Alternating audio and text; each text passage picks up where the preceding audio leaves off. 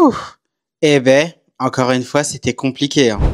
Hola a todos, j'espère que vous allez bien. C'est Bakikune de Madrid. On se retrouve aujourd'hui pour une nouvelle vidéo à propos du Real de Madrid et de sa qualification pour les demi-finales de la Copa del Rey.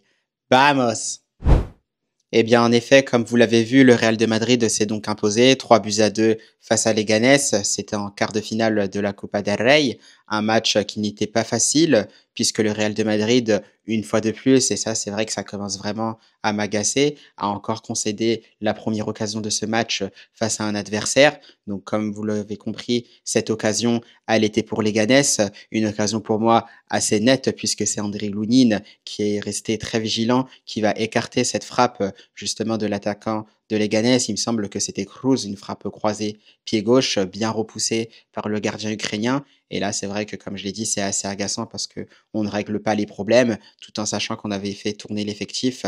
Voilà, ce sont encore des problèmes qui se rajoutent au Real Madrid, qui se répètent surtout. Donc voilà, très très frustré, très très déçu encore une fois de cette entame de match. Après, c'est vrai que les Madrilènes vont parfaitement réagir. Il y aura de très bonnes actions, une bonne maîtrise aussi du ballon par moment, ce qui va nous mener justement à ce but de la part de Luka Modric, bien servi par Rodrigo Goes, qui aura bien fixé cette défense de Leganés, qui va servir Luka Modric. Et là, l'enchaînement plein de classe de Luka Modric avec ce contrôle en pleine course, cette frappe enchaînée, un peu extérieure du pied, pointue. Voilà, le Croate finira très bien et nous lancera parfaitement comme il faut dans ce quart de finale, puisque ça fera 1-0 pour le Real de Madrid, un Real de Madrid qui pourra enchaîner par la suite avec ce deuxième but signé Hendrik quelques minutes plus tard. Le Brésilien aura parfaitement suivi une action où les Madrilènes avaient tenté de combiner dans les derniers mètres de Leganés pour pouvoir inscrire ce but-là.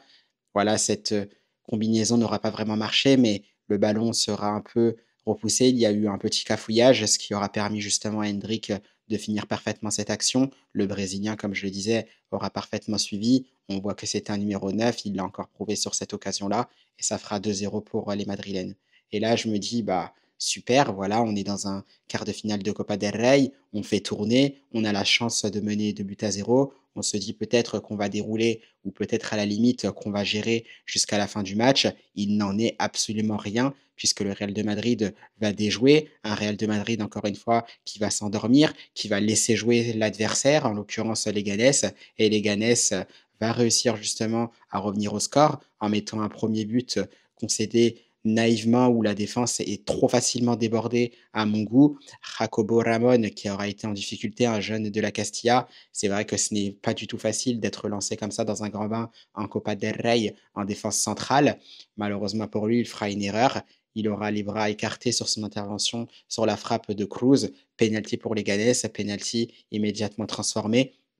Et là, on se dit attention parce que avec encore des relâchements, bah, Leganés aura cette opportunité de revenir au score en égalisant. C'est ce qui se passera, il me semble, notamment en deuxième mi-temps. Une défense, encore une fois, encore endormie. Bon, là, je dis la défense, mais pour moi, c'est tout un bloc équipe, des attaquants jusqu'aux défenseurs, jusqu'à Andriy Lunin, en passant par les Luka Modric. On se fait balader trop facilement et c'est Cruz qui va réussir à rentrer limite au cœur de notre surface de réparation beaucoup trop facilement. Une frappe du pied droit qui semblait anodine, détournée, qui prend directement Drilounine à contre-pied. Et là, voilà ce que je craignais, ce que je ne voulais pas justement, c'est voir Leganés revenir au score. Ça a été le cas. Et comme je le disais justement en avant-match, attention à cette équipe de Leganés parce que le classement, ce n'est pas la Liga. Le classement ne va pas jouer. Il n'y aura pas forcément cet avantage psychologique que pouvaient avoir les Madrilènes. C'est un match de coupe. On savait que les joueurs de Leganés allaient tout donner. Ils l'ont fait, ils sont revenus au score. Et là, attention, parce que le match, si tu ne le maîtrises pas, eh ben, tu peux te retrouver facilement à 3-2 pour Leganés ou te retrouver une fois de plus en prolongation, comme face au Celta Vigo. Et heureusement, on a vu justement, après cette égalisation des joueurs de la banlieue madrilène, on a vu tout de suite une réaction des joueurs du Real Madrid qui ont repris leur marche en avant, qui ont commencé à repousser. Et ça m'a rassuré quand même. Et avec un peu de patience, bah, finalement, on réussira à redébloquer cette situation grâce à un but d'un jeune de la Castilla, Gonzalo Garcia, qui d'un coup de tête génial va redonner l'avantage au Real Madrid. Ça fera 3-2. C'est un but qui arrive à la toute fin, un but made in Real Madrid, j'ai envie de dire. Donc heureusement pour nous, on arrive à reprendre cet avantage et ça fera 3 buts à 2. L'arbitre sifflera la fin du match quelques secondes plus tard et on pourra laisser éclater notre joie parce que oui, le Real de Madrid se retrouve une nouvelle fois en demi-finale de la Copa del Rey et ça, c'est vraiment très très bon parce que malgré tout, même si la prestation n'était pas aboutie, même si moi, j'en suis pas forcément satisfait, l'essentiel est là, c'est la qualification pour la demi-finale de la Copa del Rey. Moi, c'est vrai que tout d'abord, par rapport à cette victoire-là, j'en veux pas forcément à Carlo Ancelotti parce que Carlo Ancelotti a fait ce qu'il avait à faire. Il a fait tourner son effectif, même si c'est vrai que dans des vidéos précédentes, je lui reprochais un peu d'attendre justement que des joueurs soient blessés pour qu'il fasse un peu tourner son effectif. Donc voilà, il l'a fait. Il a essayé de mettre une tactique en place. Pour moi, la tactique, elle avait été mise en place. Pour moi, c'était assez clair. Maintenant, pour moi, il n'est pas forcément dépendant de ce que vont faire les joueurs sur le terrain parce que par moment, je trouvais qu'à mon goût, on n'était pas forcément dépassé, mais on était trop attentiste de la situation. Et pour moi, évidemment, ce n'est pas la faute de Carlo Ancelotti. Alors, c'est vrai que derrière, il y a des joueurs qui ont essayé, en passant notamment par Rodrigo Goes, qui est vraiment en forme depuis plusieurs semaines maintenant. Pour moi, sur ces derniers matchs, c'est le meilleur joueur du Real Madrid, sans contestation possible. Il l'a encore montré sur ce match-là, même s'il est sorti à la mi-temps pour une rentrée de Vinicius Junior. Luka Modric aussi, voilà, a essayé d'emmener ce groupe avec lui en tant que leader, comme il sait le faire. Il l'a montré, il a ouvert la voie à toute son équipe grâce à un superbe but qui aura bien lancé le Real Madrid. Donc sur ça, j'ai pas grand-chose à dire. Voilà, un André Lunin aussi qui aura fait son match. On sait que c'est lui qui jouera un peu plus en Copa del Rey. Donc voilà, il mérite aussi ce temps de jeu-là. Il l'a montré avec de superbes parades. Donc sur ça, c'était vraiment très très bien dans l'ensemble. Après, une petite mention spéciale pour le jeune Jacobo, pour lequel c'était pas facile. Il me semble que c'était son premier match titulaire au Real de Madrid. On a vu qu'il était quand même en difficulté, que c'était pas évident. En même temps, il est lancé dans le grand bain. Après, c'est vrai que je l'ai trouvé peut-être un peu tendre.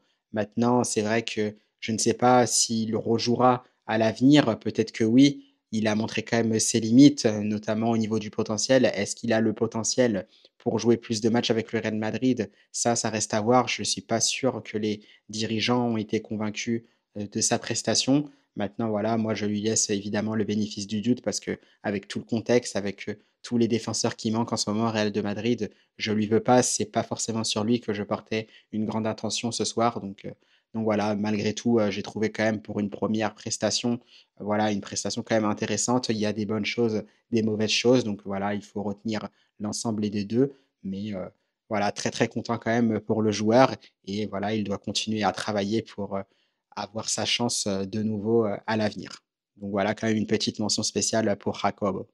Sinon, voilà, dans ce match, pas grand-chose à dire. C'est vrai que comme j'ai dit, j'avais l'impression que c'était pas forcément un match de coupe. Apparemment, je vous mens pas, dans ce match-là, j'avais plus l'impression que c'était un match d'exhibition.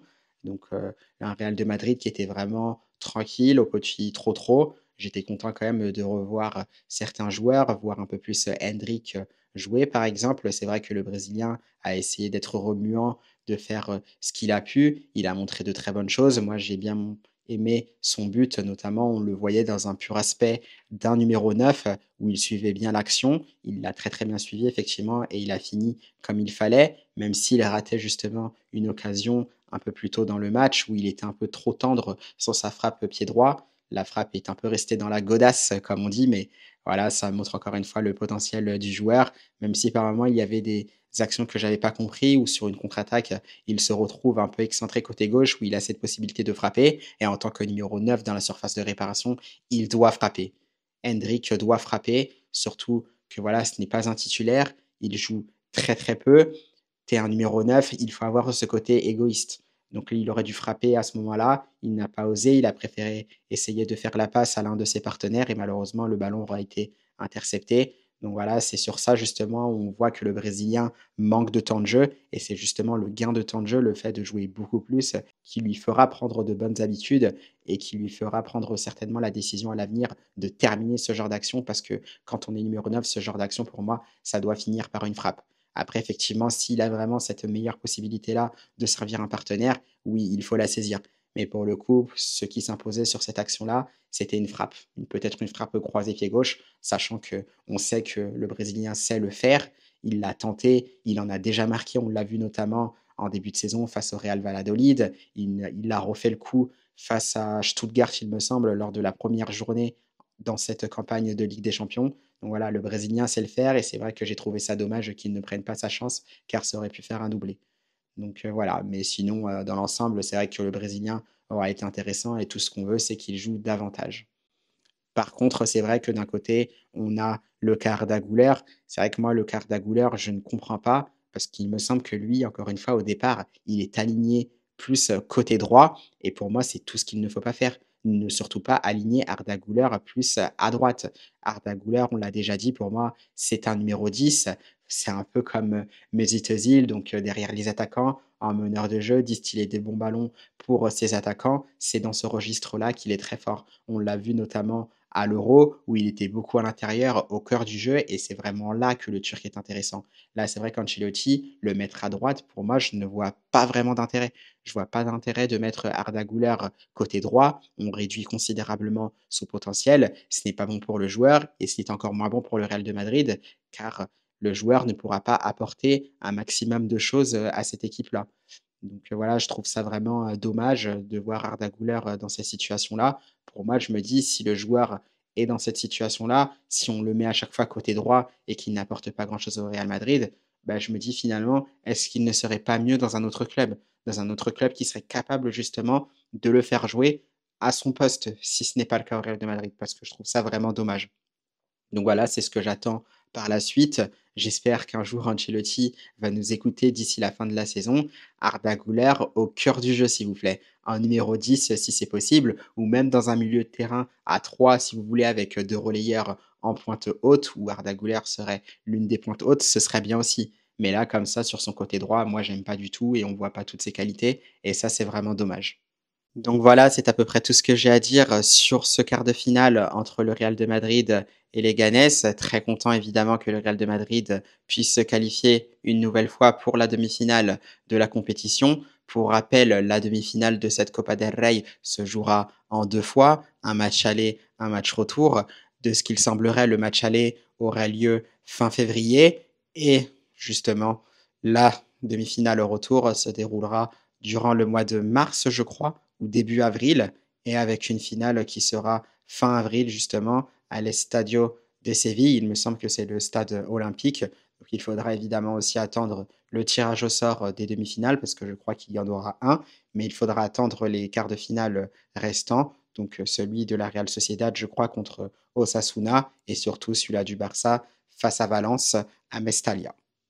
Et bien voilà, ce sera tout pour cette vidéo. J'espère qu'elle vous aura plu. J'espère que malgré tout, vous aurez quand même apprécié ce match entre le Real de Madrid et les Ganes, que vous êtes aussi évidemment content de cette qualification pour les demi-finales de la Copa del Rey. Et nous, surtout, on va se retrouver un peu plus tard, quelques heures plus tard, notamment à partir de vendredi, pour un avant-match pour ce derby de Madrid qui sera décisif pour la Liga entre le Real de Madrid et l'Atlético. Donc un derby de Madrid décisif, ce sera au Santiago Bernabéu, un match sous tension déjà par rapport au classement, mais aussi avec toutes les polémiques qu'il y a eu, notamment sur la dernière journée de Liga par rapport au Real de Madrid face à l'Espagnol de Barcelone. On avait vu que l'Atlético avait répondu aussi au Real Madrid via des communiqués par rapport à cette contestation sur l'arbitrage. Donc autant dire que ce match-là va être vraiment très très très tendu et on en parlera dans un premier temps dans l'avant-match et on se retrouvera aussi pour un débrief d'après-match qui sera samedi aux alentours de 23 heures après le coup de sifflet final de ce match qui sera vraiment très très intéressant et vraiment haute tension pour l'obtention de cette Liga à la fin de la saison. Donc on se retrouve déjà dans un premier temps vendredi. Moi je vous souhaite une bonne fin de semaine et à bientôt et surtout à la Madrid.